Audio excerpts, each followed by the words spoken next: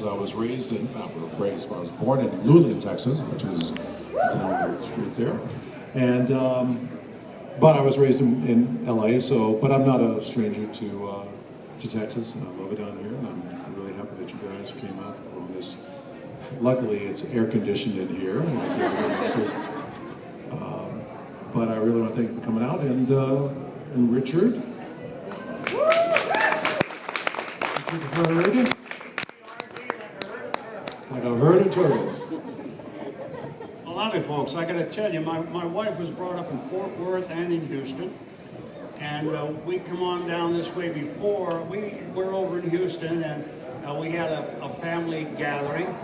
Some of the Crowders and some of the Willses, and Pat's dad was brought up in a little town, Sugartown, Louisiana, and the big town next to it was Derrida.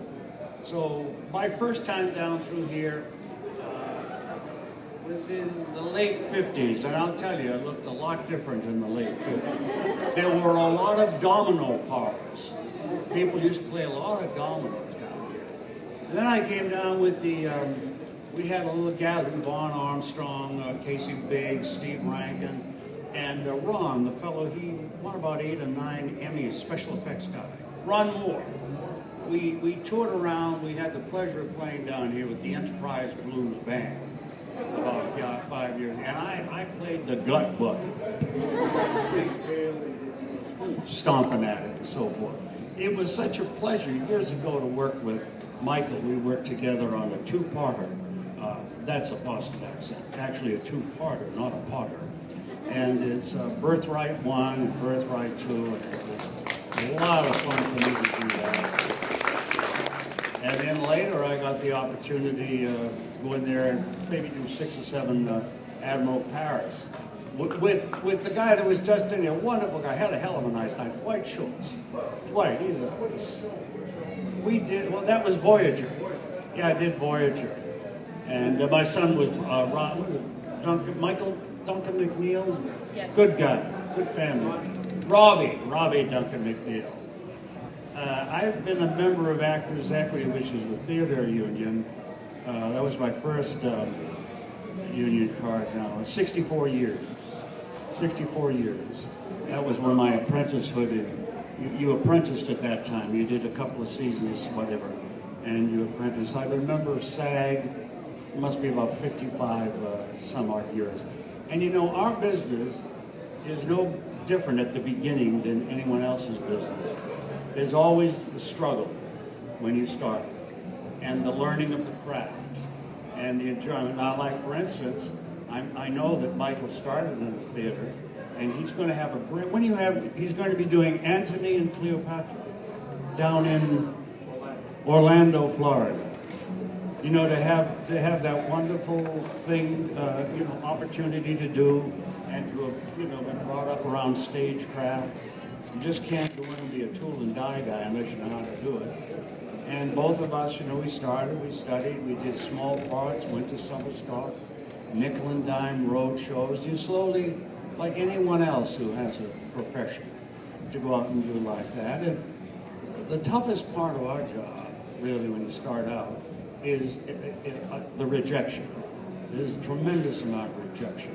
Well, I'll give you and there's a change in your life. There's a friend of mine, I met him as a younger actor. He teaches down he's a professor at the University of Texas. And he was having a good theater career in New York. It just wasn't enough. So he went back to school. He asked several of us, I said, "You crazy, go." He had an opportunity. A little bit of a master's, a PhD. So he's been teaching down there now, and he's got his tenure. And another 5 years, he'll come back out and he's going to get himself in real trouble. He's going back into the acting profession. I hope you stopped him from that, did you? Please, no. Oh, yeah. Yeah. Now, I've been very fortunate. I always loved acting. I always loved movies and television growing up, and of course, I loved the original Star Trek when I was growing up, and that was a fantastic experience. And it was funny. All the people that I grew up watching on television, not all of them, but there's quite a few that I've been able to to act with, which has been great. And on the Star Trek level, I was, of course, big fans of the original show. My brother and I loved the character. I mean, our favorite actor or favorite character was Scotty on the original show. We loved Scotty. Oh God, just loved him. And so it was cut to then, and then cut to years later. I'm working on Next Generation, and the producer of, or the director of Star Trek: The Undiscovered Country comes by with the set designer, and he goes, "Oh, by the way, Michael, we wrote a part for you in Undiscovered Country." I went, "Oh, okay." And they walk away, and I go back to what I'm doing. You know, I just didn't think about those things. And so I do the part, and there's one day, and it was a long day, and it was the climax of the movie, and everybody was there. Everybody that was involved in this, everybody. And I'm sitting on one side of this hallway, they have the chairs for the guest actors, and then on the other side, they have the chairs for the principals. And I'm sitting on the guest side, and I'm just sitting there, just as I usually do. I'm just spacing out, thinking about something, I don't know. And all of a sudden, I look up, and all of the original people are sitting in their chairs across from me. And they're talking and laughing, and I'm like, going, oh my God. Outside I'm cool. Inside I'm going, oh my God, there's Scotty. Hi, Scotty. And so the work that you do, Captain. Oh my God, he's there. It was one of those moments of you're like, oh, come on. How could you tell a young kid, oh, you know, by the way, you're going to be working with those people that you see on television. It was just those moments that really kind of excite me.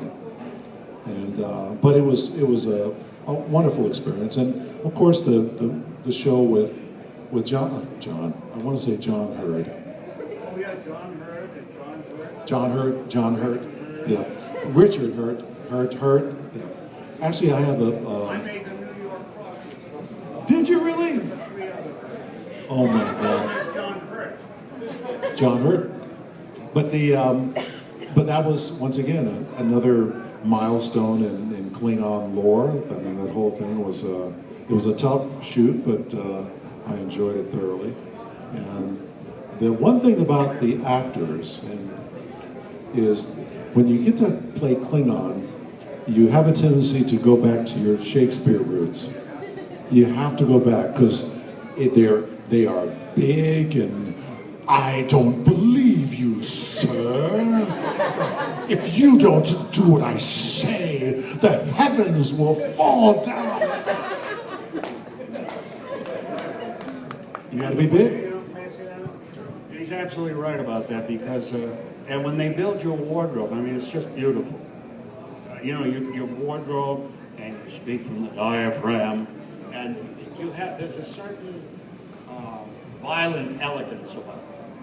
A violent elegance and a determinedness. They're very determined, they're very righteous, and they feel what they're doing is exactly right. It just happens out of your mouth.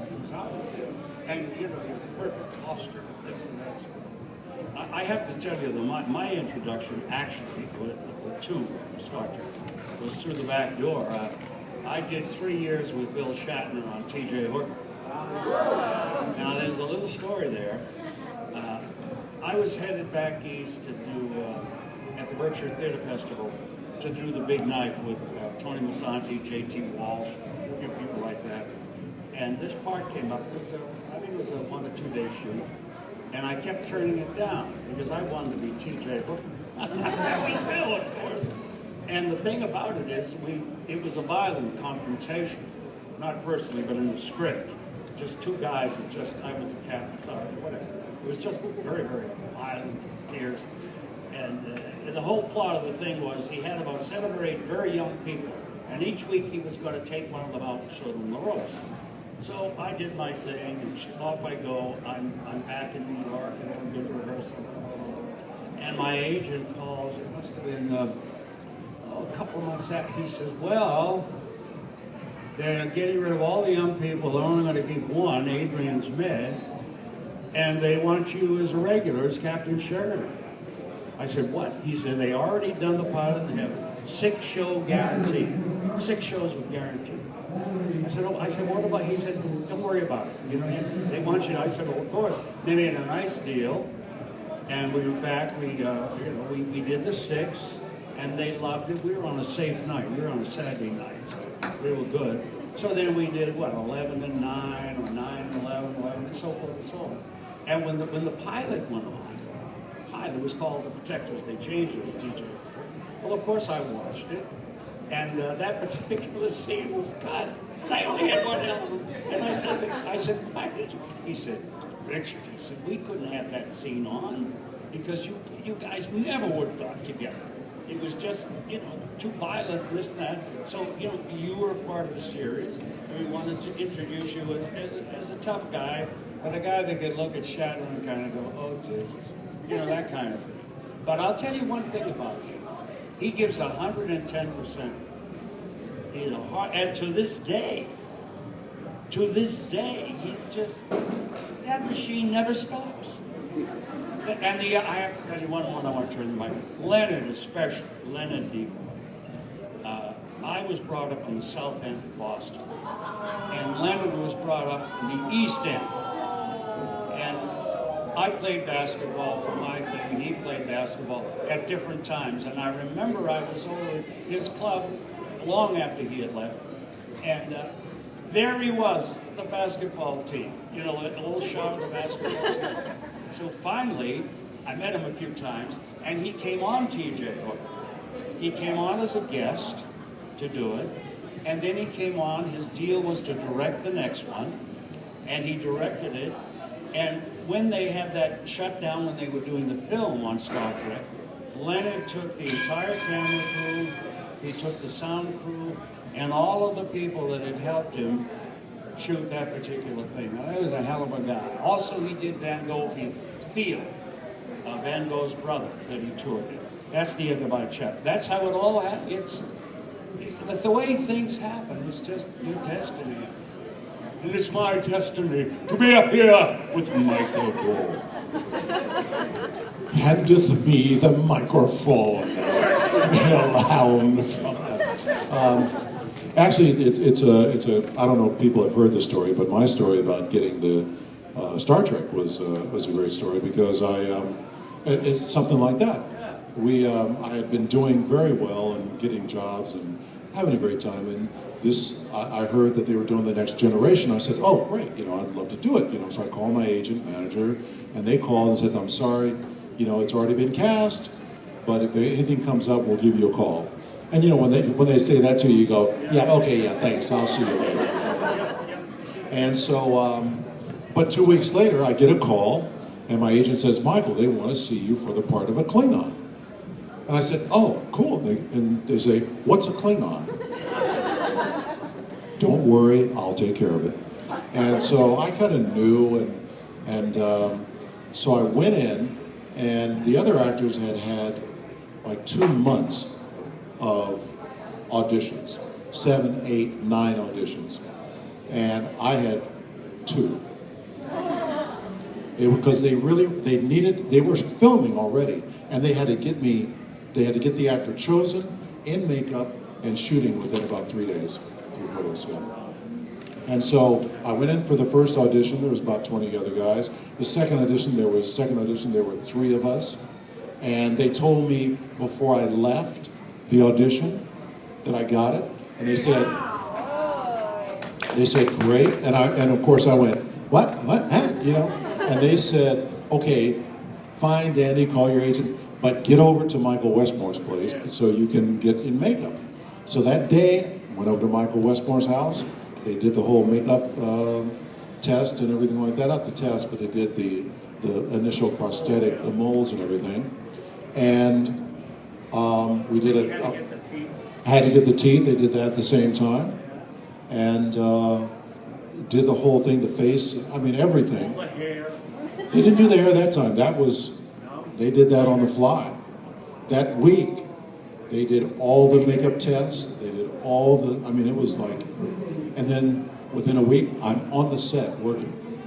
And they haven't told anybody. They haven't told the actors. They haven't told anybody else that I was there. All of a sudden, I'm a Klingon and I'm standing there. Who's this guy, you know? And it was like a whirlwind thing. I mean, but you just never know about that stuff. Hey, do you guys have any questions that you want to? Yes. While we're talking, yes. Hi. We'll repeat the question. You mentioned that you grew up in Pasadena or in LA. And Yes. what was it like to be a young African American male who's also a geek and a fan of Star Trek? And how did that influence you growing up? The question is, how did it work out? How did it feel to be a geek and a fan of the show in Pasadena at that time? Well, you know, I wasn't really much of a geek. It was those things. I mean, we all love science fiction and we all watch science fiction, but it was a small part of our lives. You know, it wasn't really. We didn't have conventions. We didn't have all that type of stuff. You know, I love space travel, and I had my little John Glenn capsule that I got from putting in cereal boxes and sending it in, and all type of stuff. And I loved, you know, there weren't really called computers in those days. They were, but you didn't own one. But you know, we were baseball and football and ran out, so it wasn't the same thing. But all of us really liked Star Trek, especially around, you know, my buddies because of Nichelle Nichols. I mean, you know, you're 8 and 9 and 10 years old, and you know, your hormones are starting to, you know, to come alive, and here's this fox, you know, and we were like going, oh man, that is a good looking, oh, did you see Nichelle last night? Oh man, I'm gonna marry her. Oh man, you have to fight me. I mean, it was all this. So it wasn't really, like I said, it didn't have the impact that it has now. But it was part of our upbringing, but it wasn't a big part of it. It was part of, I mean, we loved it also because we saw people of color, we saw people of all races kind of doing all this stuff, and which stuff you didn't see. But everything was changing very quickly in the late 60s, so it reflected, you know, our sensibilities. The thing I didn't really, me and my buddies didn't really get into Star Trek that deeply until my 3rd year in college, because at that time in San Francisco, there were 4 stations that were running Star Trek all day. You know, you go from one station to the other and you can watch. And so we would have Star Trek drinking games, which is whoever could tell what the show was, the episode was, the fastest, get a shot of tequila. So, da ba ba ba da da da. You know, they show the teaser, and you go, "That's the one where the black and the white guy." Oh, okay. You know, and we would watch, you know, incessantly because you had to, because it was our only release from school. You know, like, oh God, that was a tough final. Watch Star Trek. Thank you. Yes. This is kind of a weird technical question, but you're a tall guy. I'm a tall guy. And some actors aren't as tall. Some actors aren't as tall. So having worked on a lot of different things, is there stuff they do behind the scenes to accommodate for height differences, especially when they have to bring an actor who's like your brother or your spouse or whatever to even it out, or tricks with the camera? Yeah, I mean, you know this is, but I mean, when you have tall actors. You get away with it in films. I remember early on when I was a starting actor in New York, for on or off Broadway, whatever. Like, for instance, it was, or even shows, when they started coming to New York, early television. I came out late. I was in New York 30 years. And a lot of it, they wouldn't let you, they always asked your height. And you have to remember, most of the leading men on Broadway or in musicals were about 5, 8, 9, something like that. And you have to remember that on stage, you can really see the difference. I mean, that's a master show. You can choose whatever you want. On film, there are ways of getting around it.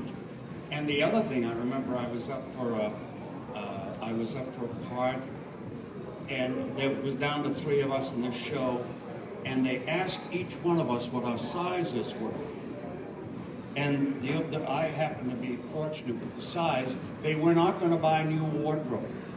They were going to choose any one of us 3 actors, but the one that was the right size and fit the wardrobe, that's the one that got the job.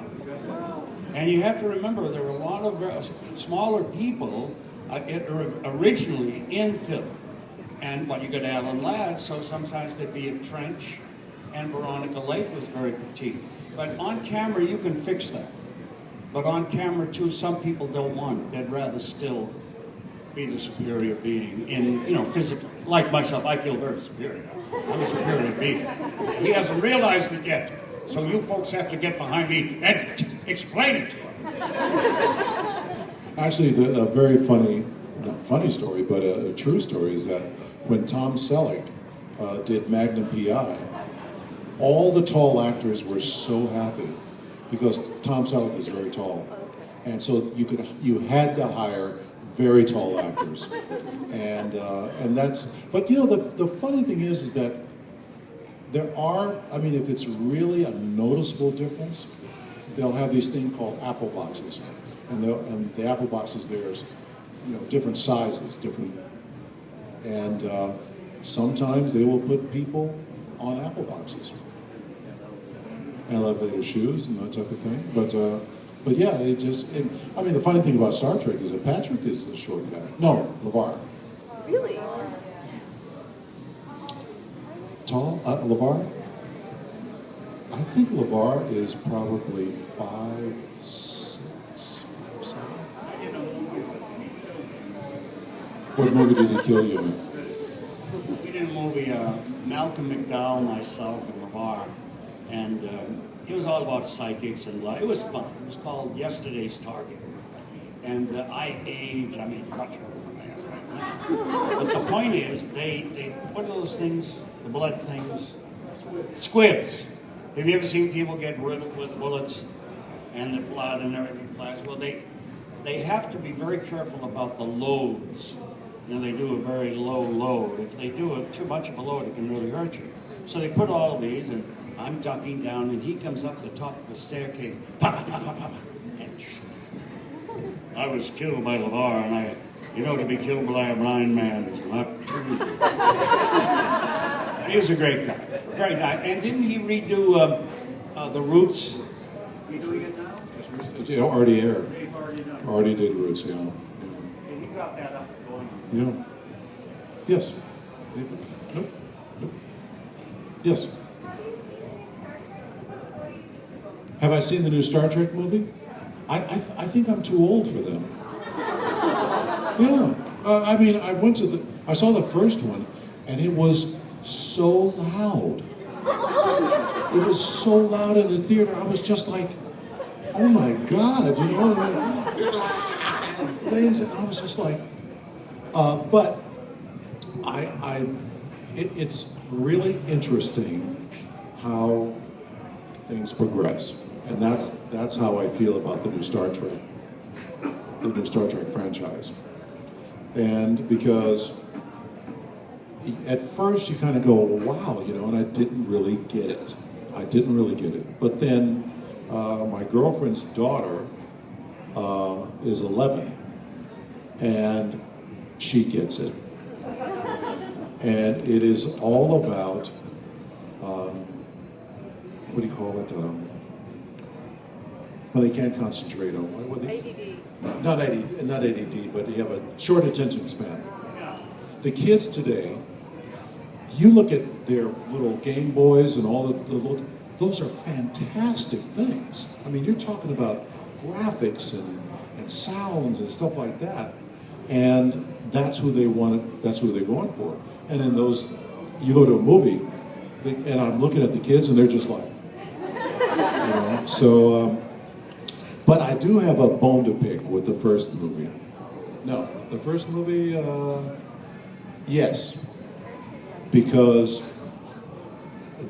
they have a tendency, and we're not immune to it also. We've done some things, you know, but where these people, the bad guy, are parking this huge ship in the atmosphere and dropping a drill down through the crust for like, I don't know, hours and hours and hours, and then they drop this thing down there and explodes the planet, right? Okay, all right, that's your premise. And I kept going, and everybody, advanced civilizations, they run out and they just look. Did you see that? And now they're dropping a drill down in the center of our planet. Huh. What do you think? And nobody does anything. And they blow up the planet. Somebody had to say something. Subspace radio. They could have said, oh, by the way, there's a guy that's parking his ship in my atmosphere. And they go to the next planet. And they go to the Federation. They go to Earth. Hey, John, come here, look at this. Do you think we ought to maybe shoot a missile at it or something? No, I don't think so. They're just drilling into our center of our planet. I kind of went, you know, something. But as they always say, if we thought logically about it, you wouldn't have a movie. You wouldn't have a life.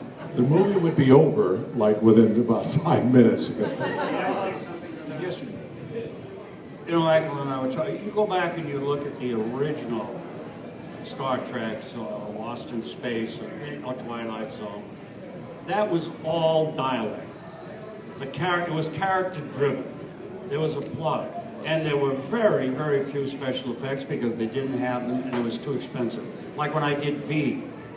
In V, they started with a little rumble in the voice and they used one. Well, they discovered they wanted to cut it down, so they got rid of the rumble in the voice. It was all dialogue. Mark Singer, Jane, all of us. And on the original Star Trek, they were all talking to each other constantly. And every once in a while, some kind of a beast or a monster came along. But what Michael said here, you know, what you see in the movie house, they are actually, and I'm sure you're actually now tracking asteroids because they're looking for the larger ones that might have certain minerals that are getting scarce on this planet. And they're actually timing it. If you can hit Mars, they're timing it to send a crew out there to land on this asteroid and start mining it. So that's what it's all about, folks. And they have some jobs open if you'd be interested.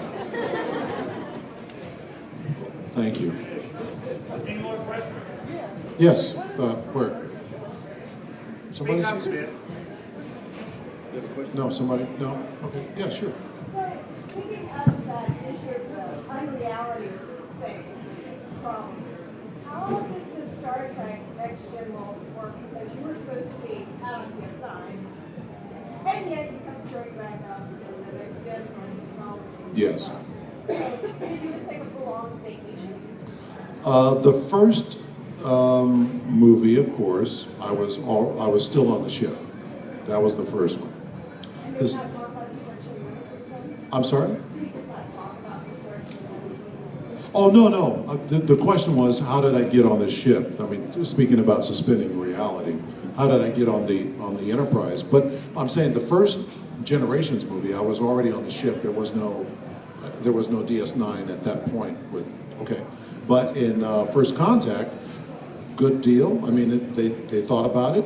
I came running in on the Defiant to try to kill the Borg and blah, blah, blah. Good idea. Now, Insurrection and Nemesis, it was just, Mr. Worf, what are you doing here? Oh, I was just in the neighborhood, sir. I mean, it was like that. And I kind of went, that's it, you know?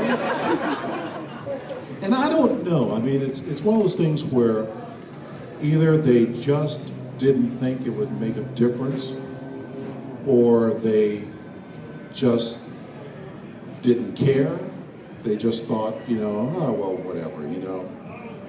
Or they just ran out of time or ran out of pages or something like that, you know. I don't know, but I thought that they dropped the ball mightily on that thing. I mean, they could have, and they're writers. I mean, you could write something, whatever, something, you know. But I just don't think they wanted to maybe they didn't have time. But they did drop the ball on that a lot. So. You must have questions. No, they're right over here. Take it easy. There it is.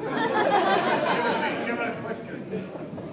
Any chance we'll see either of you on the new Star Trek Discovery? Any chance to see us on the new Star Trek TV show? It would, yeah, I'll shake his hand. Say something? Yes, Look, some of the shows I did years ago, and they came along with the Sci-Fi Channel, and we have had, you know, two generations at least. Let's say that saw the original, maybe 3 generations. Nobody else had seen it, and then the Sci-Fi Channel, and it's like Seinfeld, doing Seinfeld. Some people that never watched the shows are now watching them.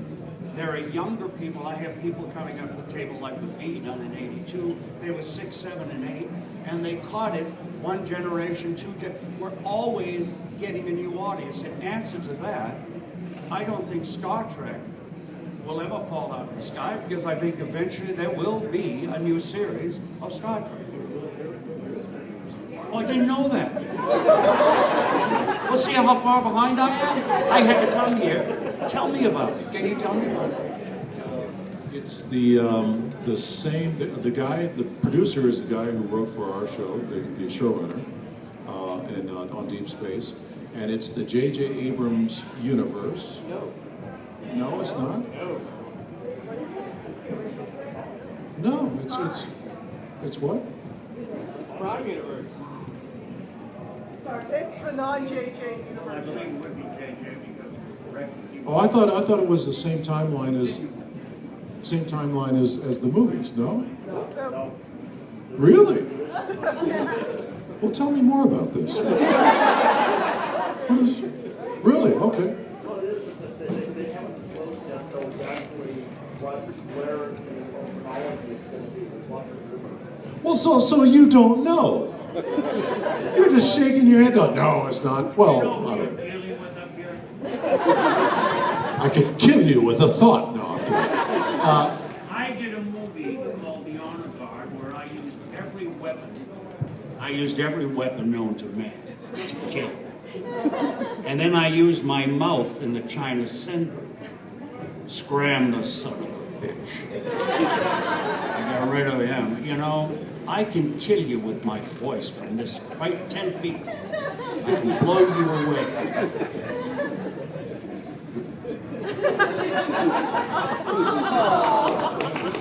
He gets this way. He gets this way. No, I think that the show is being, the new Star Trek show is January 2017. Yeah, really? Am I right about that? Yeah. Okay. And but I don't think I'm good. I mean, I haven't been approached, and I don't know how they would do it, but I think it's going to be great. The producers, and one is Nicholas Meyer, and one is Brian, and Brian, what's his name? Fuller, and they are big fans of Star Trek. Nick of course, has done very well in Star Trek, so I think it's all going to be good. I'm really happy for it. Yeah. But who knows? We're in space, so anything's possible. I don't know. Yes. Do y'all have anything that's something bigger coming up or anything? I am doing a play next year, which Richard alluded to, is the only thing that I have on the horizon, which is a year away. But otherwise, I'm always auditioning, always trying to find something. Yes. Yeah, I recently saw you in TED 2. You were Patrick Warburton. TED 2? Yes. You were Patrick Warburton walking around on a convention. Yes. How'd that feel? It was, the more I did it, the more I thought it was funny. I did a movie, TED 2. Did I tell you about that? I didn't tell you about that. But I played a guy, we played this gay couple who were probably the most horrible couple of people you've ever met. I mean, we were mean, and we went to a convention like this, and we were abusing the fans. Abusing them. Knocking them, giving them wedgies, and pushing them down. I mean, really, really horrible stuff. At first I kind of went, and then it got funny after a while. But yeah, it was great. I had a lovely time. What do you have coming up, Richard? It was really, I did a film about 3 months ago in Mobile, Alabama, which has a wonderful tax incentive. They give 35% back to the company that comes in to shoot. Louisiana the same way. And I worked with a wonderful gal, Catherine Keener, and I worked with this fellow, Brad, a wonderful guy from West Wing. Brad, I can't remember. Yes, Whitfield or something. Yeah. It was wonderful. And the director, Jordan Peele. Jordan Peele has a comedy act on television with someone else and has for years. And it's called Get Out, and I really can't tell you much more than that. What they do now is they have you sign a confidentiality thing. But it was wonderful. You know, I'm at the point now where I'm more or less retired, and I seem to be more busy than I've ever been. You know, I mean, I'm not just talking with independent film projects, which are wonderful, and even short films, because you meet younger people, it's not brain surgery, and they really work hard, and the food is good. But I also, you know, I paint and I design things, and my wife and I travel, and I see the kids. As I was telling you, know, I'm going to a pool now, and I'm taking aqua exercises and walking, and I'm just, you know, something. I'm going to be 84 in September. My wife just turned 82. We celebrated our 36th anniversary in Venice, Italy. We've been with our we have 3 children, 52, 54, 58. You know, 2 girls and a boy. I cannot tell you, when I first got into the business, I had no idea about pensions, health programs, but we are very, very grateful to have that, you know, when you reach 65, because it is, when we, you know, when I started, there were only 3 networks, and work was plentiful. There were many plays because they wanted us crossing. But for the young people now that are coming out of wherever they're coming from, or even studying, it is much more difficult. They can get lower paid jobs that are union jobs. They can't make enough money to reach the threshold to get their health program. But they are diligent and working. And I'm grateful. And I feel I'm fortunate. And it's been, as we say in Boston, swell seeing you folks. Thank you. Yep. Yes. So you've probably been asked this before, but who wrote the iconic line, "It is a long story," about Vulcan? I'm sorry, who wrote Klingon. that line? It is a long story. Someone about Klingons. Yeah, you show up and you say, "It is a long story." You know, I don't know who wrote that line, but I want to kill them because it's a real cop-out. It is. It's funny. It's funny. But I think they explained it later on. I'm not as fully immersed. But you know, they have a tendency to do that occasionally. You know, to kind of go, you know, whatever. Yes, sir. Do you think that wearing makeup helped you avoid typecasting, or is your voice too recognizable? Did wearing makeup help me, or what did it do in terms of typecasting? Is my voice recognizable? I mean, for a long time, when I got the job, I knew that the makeup would be a double-edged sword. Whereas if you are unrecognizable, then producers don't recognize you, so they don't hire you for other stuff, you know. But at the end of it, your face is out there. There's a new crop of producers, and you have a whole new career. You know, plus you have the experience and the credit of working on a show. But the voice thing was very interesting because for years, after doing Next Generation, I would be at an airport, I'd be at a restaurant, I'd be talking to people, and they get that look that I love, you know, where I'm talking, I said, yeah, the other day I was doing this, and they're listening to me and they go,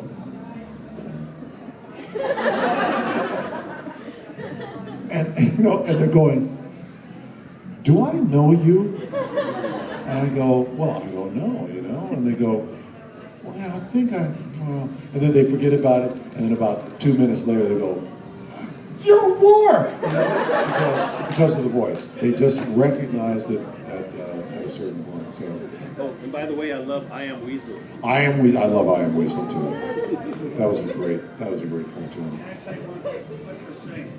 It is wonderful because, as Michael says, you know, you'll find people, character actors. Half the people know you or think you're someone else, and the other half may know who you are. And there was this couple, and it was, I don't know who it was, and it was on a mall. It was at the mall over on Riverside. These things happen, especially in New York. And they were looking at me, and the woman's going, and I said, I'm Richard Hurd. She says, you're not Richard Hurd. I know Richard Hurd. And the same, it happens. These things happen to you, know, especially in New York with Seinfeld. You get and you know what Michael said, when you were younger, when you were doing a show, like after T.J. Booker, you know, you get a lot of visibility. And I always found, and I would tell my fellow character actors, they say, well, they don't know who we are. We're character actors. Why should they know? They don't know some of the movie stars. And they're younger people coming in. And I always say when you're going into an audition, they may discover you all over again. You'll have a whole new career. I do especially well with foreign directors. They don't know anything about us. So what they do is they just look at you when you come in the room, which is so wonderful. And they go from there. But I don't know, you know, we keep, there's always a renaissance in our career. It ebbs and flows. It's like you said, in 2012, I said, okay, I'm done. I want to get out of the rat race. When you say you're retired, that's when they call you. They go, oh, Michael, we want you to do this play. We want you to do the thing. I'm like, you know, but it was, but yeah, the great thing about a lot of it is that, like Richard said, you're never really retired. There's always something that comes up, and somebody may discover you, and somebody may say, oh, by the way, yeah. Yeah. But it's been, like I said, it's been a great run. And I think our time is up. But we want to thank you guys for coming out. Thank you guys for being here, and really enjoyed it. Thank you. I think we might be at our tables for maybe another half hour, so if you'd like to go over and visit or get an autograph, we're just around the corner. In the meantime, have a beautiful week, and thank you for coming.